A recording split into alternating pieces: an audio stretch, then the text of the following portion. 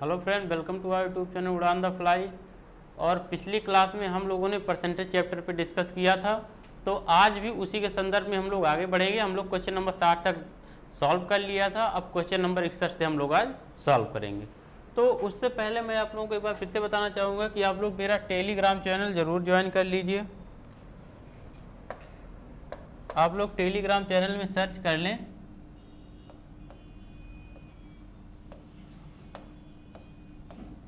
Telegram पे जाओ और सर्च करो अमन सर मैथ।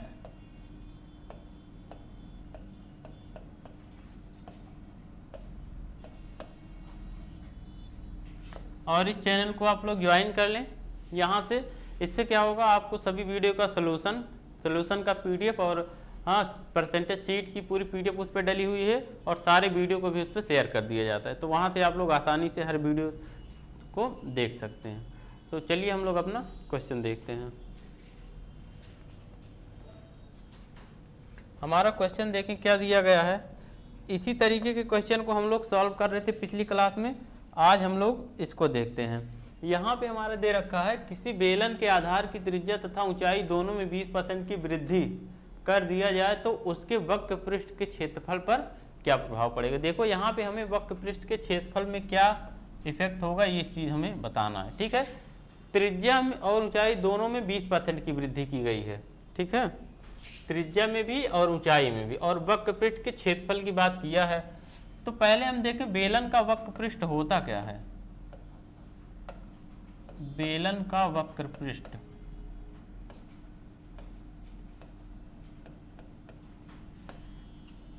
ठीक, बेलन का वक्र पृष्ठ होता है 2πr/h। ठीक, 2πr/h। अब देखो ये 2π ये तो कांस्टेंट वैल्यू है हमारी।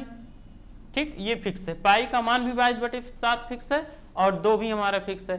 तो हमने आपको पिछली क्लास में बताया था कि परसेंटेज या फिर अगर हमें रेशियो बनाना होता है तो वहाँ पे जो कांस्टेंट वैल्यू होती है उसका कोई फर्क नहीं पड़ता, तो ये 2π का हमसे कोई मतलब नहीं है। अब हमने देखा और r और h का गुणनफल ही वक्र पृष्ठ पे प्रभाव डालेगा। जैसे अगर r और h की वैल्यू ज़्यादा तो वक्र पृष्ठ का क्षेत्रफल ज़्यादा, अगर कम तो कम। ठीक, तो इसका मतलब यहाँ दो ये देखो हमारे दो यूनिट है, एक तो r एक तो h, दोनों के गुणनफल की बात किया है। तो क्या यहाँ पे जैसे हम लोग वर्ग का क्षेत्रफल पढ़ते थे a गुणे a, वैसे यहाँ पे भी है वक्र पृष्ठ की बात किया गया है। तो यहाँ पे दो यूनिट को हम लोग r और h की बात किया है। ठीक है ना, तो देखो इसको हम लोग किससे लगा सकते हैं, हमारे x y से हो जाएगा। ठीक, जो हमने प्रतिशत परिवर्तन वाला पढ़ा था, x प्लस वाई और प्लस XY/100, यहाँ से भी इसको हम लोग लगा सकते हैं। ठीक है ना, लेकिन अभी अगर इसी में आयतन की बात किया होता तो हम लोग इससे भी लगा सकते थे, इसको 2 बार लगाना पड़ता, या तो डायरेक्ट हम लोग जो पिछला मेथड पढ़े थे रेशियो मेथड, फ्रैक्शन मेथड से, उससे कर सकते थे। ठीक, तो यहाँ पे क्योंकि दो ही ये देखो हमारे r है और h है, इन दोनों के गुणनफल से ही हमारा पृष्ठीय क्षेत्रफल पे प्रभाव पड़ता है, तो इन्हीं दोनों की बात किया गया है। एक तो त्रिज्या और ऊंचाई दोनों में 20% की वृद्धि कर दी गई है। त्रिज्या के स्थान पे 20 रख दो और ऊंचाई के स्थान पे 20 रख दो, क्योंकि वृद्धि है, प्लस 20 गुणे 20/100 कर लो। ये 00 काट लो, 20 20 40 और 40 में ये 2 2 4 जोड़ लो, कितना हो जाएगा 44%। ठीक है ना, तो आपने देखा यहाँ पे जब हम लोगों ने देखा कि पाई आर यहाँ पे क्या है हमारा 44%। ठीक, एक तो ये तरीका है, इसका बेसिक क्या है ये भी ठीक है, ट्रिक ही है। अगर इसको हम दूसरे तरीके से लगाएं तो देखो इसका दूसरा तरीका अगर मेथड 2 लगाएं, मेथड 2 की अगर हम लोग बात करें तो हमने बताया था कि वक्र पृष्ठ के क्षेत्रफल का क्या मतलब है, बेलन का, ये हो जाएगा पुराना और ये हो जाएगा नया। ठीक, हमने कहा 2πr/h होता है, 2πr/h। ठीक, तो यहाँ पे हमने कहा 2π को इसको छोड़ दो, उससे हमसे कोई मतलब नहीं है। ठीक है, तो हमने कहा 20% का मतलब क्या है 1/5, 20% मतलब 1/5। ये होता है पुरानी भुजा, ये पुरानी ऊंचाई है। ठीक है, और पुरानी त्रिज्या है। नया क्या हो जाएगी, 20% की वृद्धि की गई है, तो दोनों को जोड़े पे जो आएगा। तो पुराना अगर हम r और h निकालें पुराना आर कितना 5 और एच भी 5, क्योंकि दोनों में 20% की वृद्धि की गई है। और नया कितना, नया 6 और गुणे 6, तो ये कितना हो गया 5 25 25, ये 36। अब यहाँ से देखो कितने की वृद्धि हुई है, देखो प्रतिशत वृद्धि कितने की, 25 से 36, 5 यहाँ से और 6 5 11 और बटा में कितना, यहाँ पे 25 और गुणे 100, 25 से 100 को काटो 4 बार में, 11 और 4 का गुणा कितना 44, तो हमारा क्या आया 44%, ठीक ना, 44% का प्रभाव पड़ा। 44% बढ़ जाएगा तो यहाँ पे आप किस में 44 बनाओगे, यहीं पे लिख लो 44% का प्रभाव पड़ेगा, ठीक है ना, 44% का, तो ये हमारा आंसर हो जाएगा। ओके, चलिए अब हम लोग देखते हैं अपने अगले क्वेश्चन को। दोनों तरीके आप लोग जानते रहिए, दोनों तरीका आपको जानना ना। अब देखो ये क्वेश्चन हमारा दे रखा है, कहा है किसी बेलन के आधार की त्रिज्या को 20% कम कर दिया गया जबकि उसकी ऊंचाई को 25% बढ़ा दिया गया, तो बेलन के आयतन में कितने प्रतिशत का परिवर्तन होगा। अब देखो यहाँ पे आयतन की बात की गई है, आयतन मतलब 3D फिगर हो गया, ठीक है ना। बेलन वैसे ही अपने आप में 3D फिगर है, लेकिन हम लोग वक्र पृष्ठ का क्षेत्रफल की बात करते हैं। क्षेत्रफल से ही समझ में आता है कि क्षेत्रफल का जब हम लोग यूनिट निकालते हैं तो वो स्क्वायर में आता है, लेकिन जब आयतन का यूनिट निकालते हैं तो वो क्यूब में आता है, ठीक है ना, क्योंकि वहाँ पे हमारा एक तो इसके यहाँ पे देखो एक त्रिज्या हो जाती है, त्रिज्या गुणे त्रिज्या, त्रिज्या 2 बार होती है, ऊंचाई 1 बार, तीनों का गुणा किया जाता है। देखो हम यहाँ पे अगर आयतन की बात करें बेलन के, बेलन का आयतन होता है pi r square h, pi r square h. देखो पाई तो कांस्टेंट है, अब हमसे मतलब है आर स्क्वायर एच से, आर स्क्वायर एच से हमसे मतलब है, तो हम देखेंगे कि त्रिज्या में 20% कमी किया गया और ऊंचाई में 25% कमी किया गया। चलिए यहाँ पे हम लोग पुराना बनाएंगे, ठीक, और यहाँ पे हम लोग नया बनाएंगे, नया आयतन पुराना आयतन। अब देखो हमने कहा कि आप पाई को छोड़ दो, आर स्क्वायर एच ले लो। त्रिज्या अगर हम आर की बात करें तो आर को क्या किया गया है 20% कम। 20% का क्या मतलब होता है, 20% का मतलब होता है 1/5, 20% का मतलब 1/5, तो ये हमारा पुराना और दोनों का योगफल नया, ठीक, ये आर 2 बार लेना है। और अगर एच की बात करें तो यहाँ पे कमी किया गया, ठीक, तो दोनों का अंतर लें। अगर एच की बात करें 25% बढ़ाएगा, 25% मतलब 1/4, तो पुरानी ऊंचाई 4 और नई ऊंचाई 4 और 1 जोड़ देंगे 5। तो पुराना आयतन अगर हम लोग देखें, पुराना आयतन क्या, पाई हमने कहा छोड़ दो, आर स्क्वायर एच ले लो। आर स्क्वायर मतलब 5 गुणे 5 और एच मतलब क्या पुराना 4। अब नया आयतन क्या हो जाएगा, नया 5 और 1 6, 6 गुणे 6 और नई ऊंचाई कितनी हो जाएगी 4 और 1 5। अब देखो यहाँ पे कितना आया 5 25 25 चौको 100 और ये देखो 5 छक 30 और छक्के 180।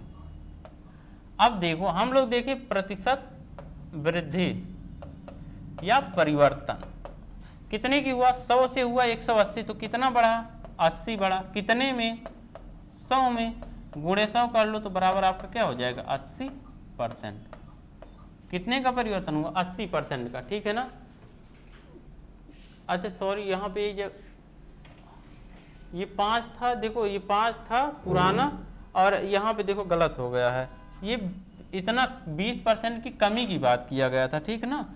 ये देखो 20% कमी की बात किया है और हम लोगों ने यहाँ पे जोड़ लिया था, ठीक है, हम लोगों ने वृद्धि वाला ले लिया था, तो इसको कमी वाला ले लो।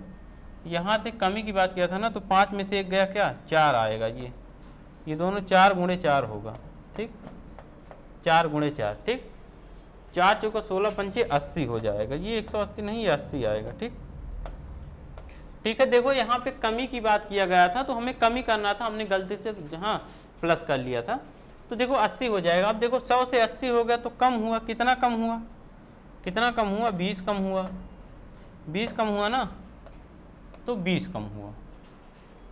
देखो 100 से 80 हुआ, 20 कम हुआ। अब इसको हम लोग परसेंट में बदल लेंगे, 100 से 100 कट जाएगा तो हमारा कितना आएगा 20%। यहाँ पे आपका हो जाएगा 20%, 20% आपका 20%, देख लो जहाँ भी होगा वही आंसर हो जाएगा, ठीक। तो ये 20% का परिवर्तन होगा, ठीक, यहाँ 20% की वृद्धि सॉरी 20% की जो है कमी हो जाएगी, 100 से 80 हो रहा है। चलिए आगे बढ़ते हैं। इस क्वेश्चन को देखें 63। कह रहा है एक बेलन की ऊंचाई में क्रमशः 20% की वृद्धि तथा 10% की कमी की गई तो बेलन के आयतन पर क्या प्रभाव पड़ेगा।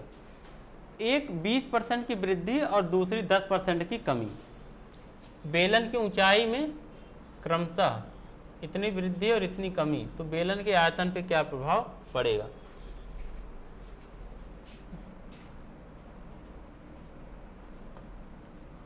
देखो एक जगह हम लोग पुराना आयतन लिखेंगे और एक जगह हम लोग नया आयतन, ठीक है ना, और फ्रैक्शन मेथड से काम करेंगे। पहले ऊंचाई को 20% की पहले ऊंचाई में वृद्धि किया गया। अच्छा यहाँ पे एक चीज छूट गया है, ये ऊंचाई के साथ साथ त्रिज्या भी शायद यहाँ देना चाहिए था। बेलन की ऊंचाई और त्रिज्या में क्रमशः 20% की वृद्धि तथा 10% की कमी, ऐसा देना चाहिए था। तो बेलन के आयतन पर क्या प्रभाव पड़ेगा, ठीक। या फिर चलिए ठीक है, ऐसे ये भी सही है, क्योंकि ऊंचाई की एक दो बेलन बनाया गया, एक बेलन की ऊंचाई में 20% की वृद्धि किया गया, दूसरे बेलन की ऊंचाई में 20% की कमी किया गया। त्रिज्या पहले भी उतनी थी और बाद में भी उतनी है, ठीक है ना, तो त्रिज्या का कोई प्रभाव नहीं पड़ रहा, त्रिज्या वही है। तो देखो H1 की अगर हम लोग बात करें तो 20% की वृद्धि मतलब 1/5, और H2 की बात करें तो 10% की वृद्धि, 10% की वृद्धि का क्या मतलब,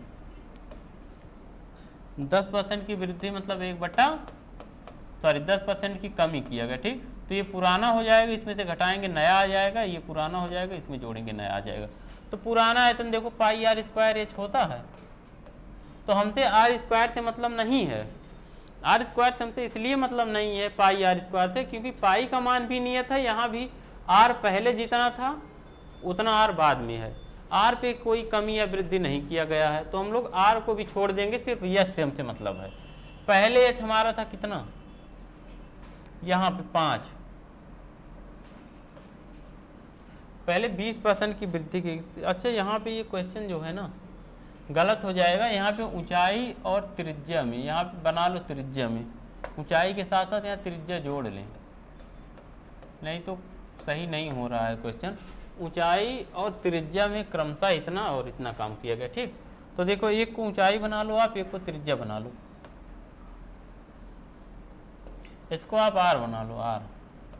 10% की कमी मतलब 1/10 पुरानी त्रिज्या, और इसमें से माइनस कर देंगे नई त्रिज्या। अब देखो हमसे पाई से मतलब नहीं है, आर स्क्वायर एच लेके चलेंगे। आर पहले था 10 गुणे 10 और एच पहले था 5, अब बाद में एच हो गया 5 से बढ़ के 6 और आर स्क्वायर, आर कितना हो गया 10 से 9 और गुणे 9, तो यहाँ 10 10 में 100 और 5 500, और ये देखो 9 9 81 हो गया, और गुणा 6 कर लो, बराबर देख लो 6 के 6 6 8 48, 486 और 500।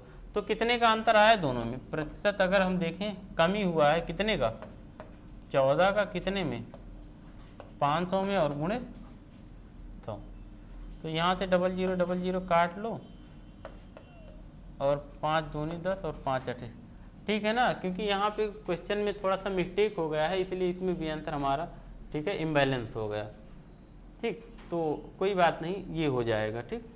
तो यहाँ पे इस क्वेश्चन में अगर यहाँ आप लोग त्रिज्या जोड़ोगे तो यहाँ पे आंसर क्या आ जाएगा, 2.8% की कमी, ठीक। अगर ऊंचाई और त्रिज्या में क्रमशः ऐसा काम किया जाएगा तो 2.8% की कमी हो जाएगी, ठीक है ना। चलिए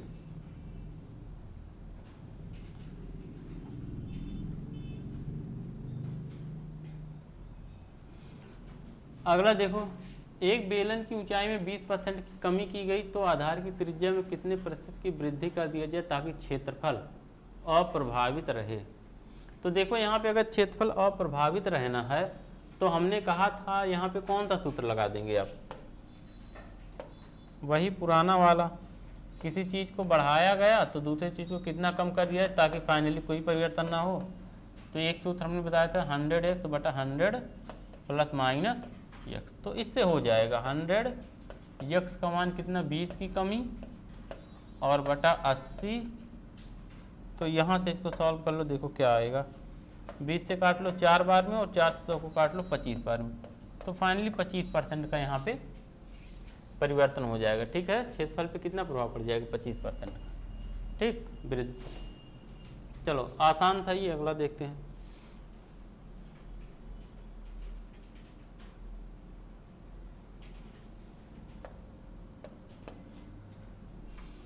कहा है एक गोले की त्रिज्या में 10% की कमी कर दी गई, उसके क्षेत्रफल पर क्या प्रभाव पड़ेगा? 10% की कमी की गई तो हमें बताना उसके क्षेत्रफल पर क्या प्रभाव पड़ेगा। ठीक है, यहाँ पे जो त्रिज्या होती है बेलन की, इसमें 10% की कमी की गई है।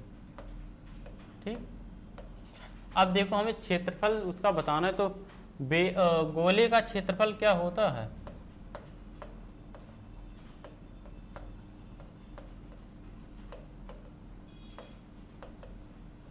फोर पाई आर स्क्वायर, ये होता है गोले का क्षेत्रफल। अगर अब आप लोग यहाँ देखोगे 4 पाई आर स्क्वायर में, तो 4 पाई, तो ये तो कांस्टेंट इतना हो जाता है, इतना हो जाता है कांस्टेंट। अब बात बचती है आर स्क्वायर की, मतलब आर गुणे आर, तो इसी से परिवर्तन होता है, आर से ही। ठीक है ना, तो देखो यहाँ पे भी अगर हम लोग अपना बेसिक तरीका लगाएं फ्रैक्शन मेथड, तो 10% की कमी मतलब 1/10, ये हो गया पुराना, और इसमें से 1 घटा देंगे तो नया आ जाएगा। पहले गोले का क्षेत्रफल क्या हो जाएगा? 4 पाई हटा दो, हमसे 4 पाई से मतलब नहीं है। ठीक है, पहले गोले का क्षेत्रफल कितना? 10 गुणे 10 लिख लेंगे हम लोग, और नया क्या हो जाएगा? 10 में से 1 घटा लो, 9 गुणे 9 हो जाएगा। ये 10 और 10 का गुणा 100 हो जाएगा, ये 9 का गुणा 81 हो जाएगा।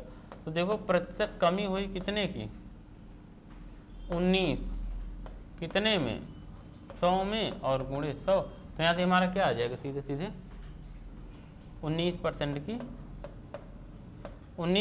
की कमी आ जाएगा। ठीक है ना, 19% की कमी हो जाएगा, यहाँ पे 19% की कमी आ जाएगा। ठीक है ना, 19% की कमी हो जाएगी।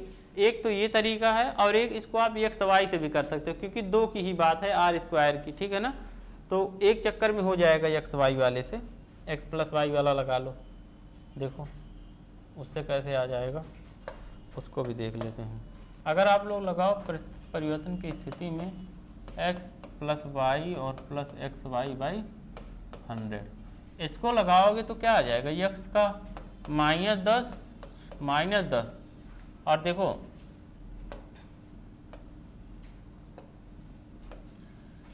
और ये माइनस प्लस 10 गुणे 10/100, ये 00 काट लो, तो ये क्या आ गया? -10 10 -20, और -20 में से में 1 जोड़ दोगे तो क्या हो जाएगा? -19, मतलब 19% की क्या कमी। ठीक है ना, तो 19% की कमी यहाँ आ जाएगा, 19%।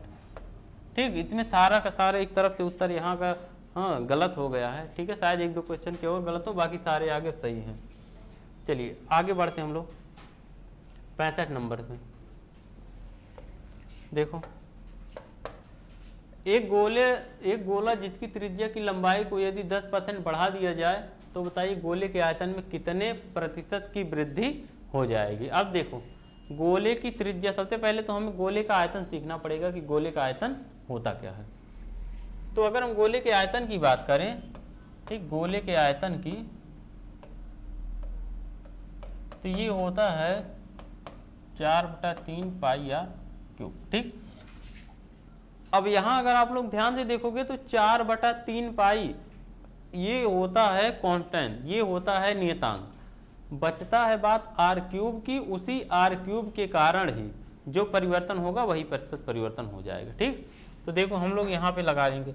सबसे पहले त्रिज्या में 10%, त्रिज्या को बढ़ाया गया, 10% का क्या मतलब? 1/10 फ्रैक्शन में बदलेंगे, तो पुराना तो 10 हो जाएगा, नया 10 और 1 का योगफल हो जाएगा। यहाँ पे देखो हमारा पुराना हो जाएगा और यहाँ हमारा नया हो जाएगा। पुराना आयतन की अगर हम बात करें, हमने कहा आप इतने को छोड़ दो, आपको इतने से कोई मतलब नहीं है, इतने से हमसे मतलब नहीं है, हमसे मतलब सिर्फ r से है। अब अगर हम r को देखें तो r की घात 3 है, मतलब r का मान कितना है? पुराना 10 है, तो मतलब 10 की घात 3, 10 गुणे 10 और गुणे 10। अब नया देखें तो 10 में से 1 गया 9, गुणे 9 और गुणे 9, ये हो जाएगा आपका 1000 और ये हो जाएगा 729। अब देखो प्रतिशत कमी हुई है। कितना कमी हुई है, कितने की कमी हुई है, 1000 से घट के हुआ है 729। यहाँ पे देखो 1000 से घट के हुआ है 729। देखो 729 और 1000 का आप अंतर ले लो, ठीक। 200 कितना 71, 271, ठीक।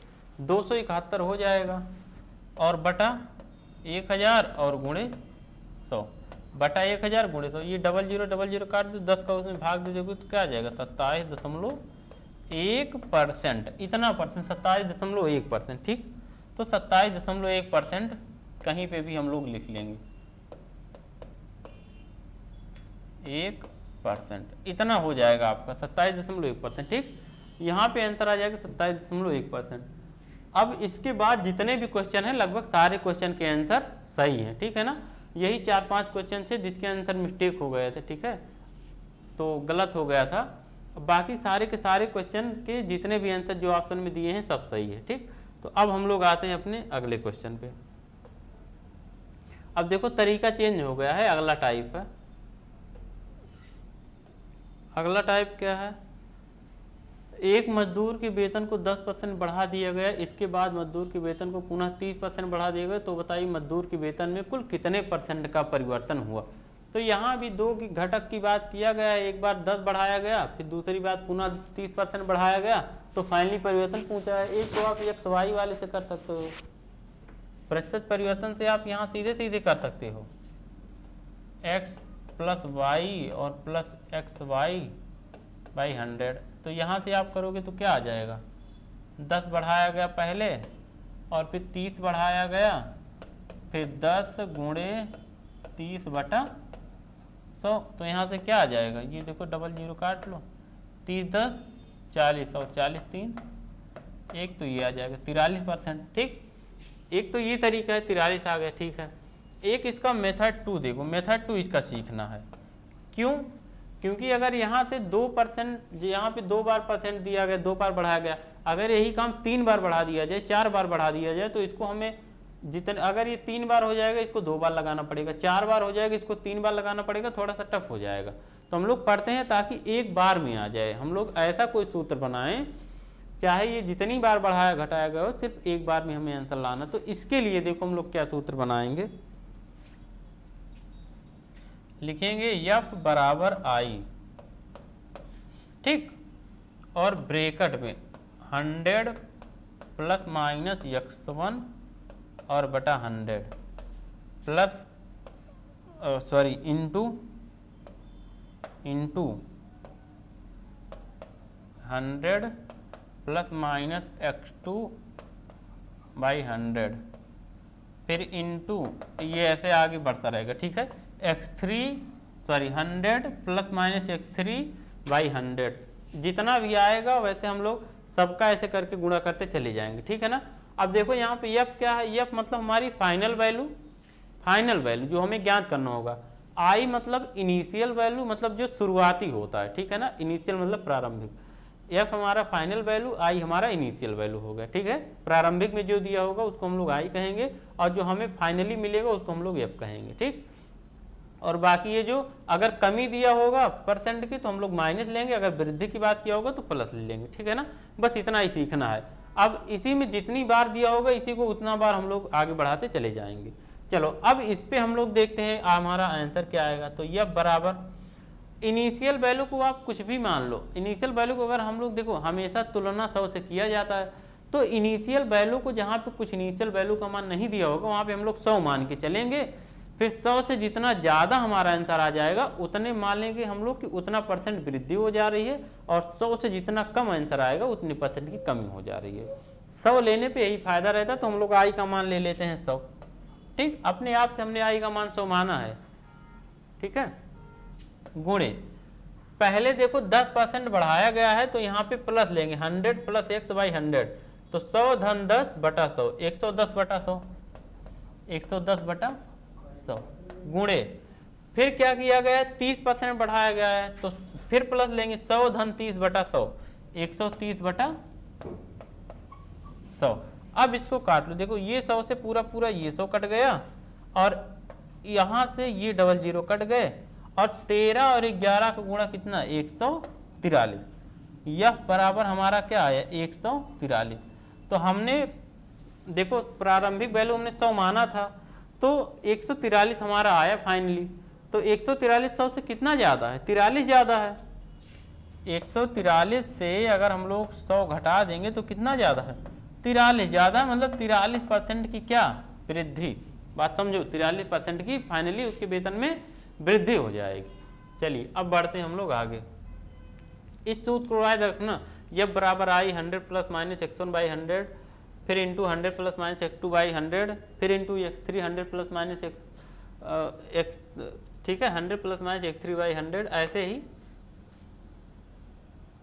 चलो आगे देखते हैं 68 नंबर का क्वेश्चन नंबर 68। देखो 68 में क्या कहा है,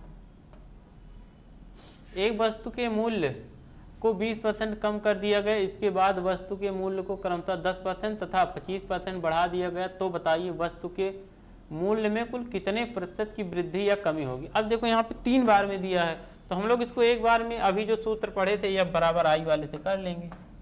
F बराबर आई 100 plus minus x1/100 into 100 plus minus x2/100 और इंटू डॉट डॉट डॉट, ठीक। ये देखो मिट गया, फिर से देखो, ठीक। तो हमने कहा F बराबर आई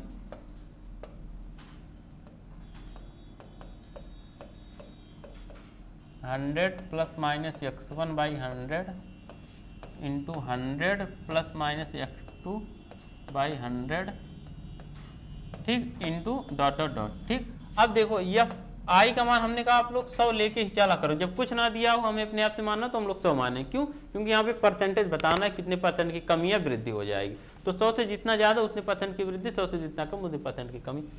देखो इंटू 100 प्लस माइनस, देखो पहले 20% कम किया गया तो 100 माइनस 20 मतलब 100 में से 20 गया कितना 80 और बटा 100 गुणे, फिर कहा है मूल्य को क्रमशः 10% तथा 25% बढ़ाया गया है। इसको एक बार में 10% और 25% बढ़ाया गया है, ठीक। तो 10% बढ़ाया जाएगा कितना 110 बटा 100 और 25% बढ़ाया जाएगा कितना 125 बटा 100। इसी को हम लोग हल कर लेंगे तो हमारा F का मान निकल आएगा। देखो ये 100 कट गया, ये 00 यहाँ का 0 कट गया, 25 पंचे 125, 25 चौका 100, 4 से 8 2 बार में कट गया, तो 5 दूना 10 और 11 दाम में कितना 110। तो ये बराबर क्या है 100 से 110 कितना ज़्यादा 10, तो मतलब आपका क्या आया 10% की वृद्धि हो जाएगी, 10% की वृद्धि हो जाएगी। देखो सी वाला सही हो जाएगा, ठीक, 10% की वृद्धि हो जाएगी। चलिए आगे देखते हैं 69 नंबर। इसको देखो यहाँ पे लिखा है एक व्यक्ति का वेतन 2400 रुपये है, यदि उसके वेतन को 40% कम करने के पश्चात 25% बढ़ा दिया जाए तो बताइए व्यक्ति के वेतन पे क्या प्रभाव पड़ेगा या व्यक्ति का वेतन कितने रुपए हो जाएगा, ठीक। अब देखो यहाँ पे व्यक्ति के इनिशियल वेतन आई का मान हमें दे रखा है, मतलब प्रारंभिक वेतन उसका कितना था 2400 रुपये, और हमें फाइनली बताना है जब इतना कमी और इतना वृद्धि किया जाएगा तो फाइनली उसका वेतन कितना हो जाएगा ये बताना है। तो देखो F बराबर हमें बताना है आई का मान कितना दे रखा है 2400 रुपये। अब हमें यहाँ अपने मन से कुछ नहीं करना, रुपये पैसे की बात है, रुपया दिया है 2400, इसमें पहले 40% कम किया गया तो हमने कहा 100 प्लस माइनस x/100, तो माइनस लेंगे तो 100 में से 40 गया कितना 60 बटा 100 इंटू फिर 25% बढ़ाया गया है तो 100 धन 25 125 बटा 100। अब देखो ये 00 काट लो और इस 25 से इसको 5 बार में काट लो और इस 25 से इसको 4 बार में काट लो और इस 4 से इस 60 को 15 बार में काट लो, ठीक। तो यह बराबर देखो क्या आया 15 चौको 60 के 0 6, 15 दूनी 30 और 6 36, 360 गुणे 5 गुणा कर लो 0 0 1800 रुपये। तो आपका फाइनली आंसर क्या आ गया 1800 रुपये, ठीक है ना, 1800 रुपये हमारा आंसर हो जाएगा। चलिए क्वेश्चन नंबर 70 इसको देखिए। एक मजदूर का वेतन 4500 रुपये है, यदि उसके वेतन को उसके वेतन का 1/3 भाग बढ़ाने के पश्चात पुनः 1/5 भाग बढ़ा दिया जाए तो बताइए मजदूर का वेतन कितने रुपए हो जाएगा। अब यहाँ पे प्रतिशत ना कह के भाग की बात किया है, तो देखो आप भाग से भी लगा सकते हो, अगर इस भाग को प्रतिशत में बदलना तो भी कर सकते हो। देखो हम भाग वाला बता दे रहे हैं, जहाँ पे परसेंट ना दे के भाग दिया होगा वहाँ पे हम लोग क्या करेंगे, सूत्र यही F बराबर I। लेकिन जहाँ पे भाग दिया होगा ना वहाँ पे हम लोग 100 के स्थान पे क्या लिख देंगे, 1 लिख देंगे, 1 ± x1 और बटा कितना, सॉरी लग रहा है लाइट कट गई, ठीक है, माफ करते हैं इसको, बंद कर देते हैं।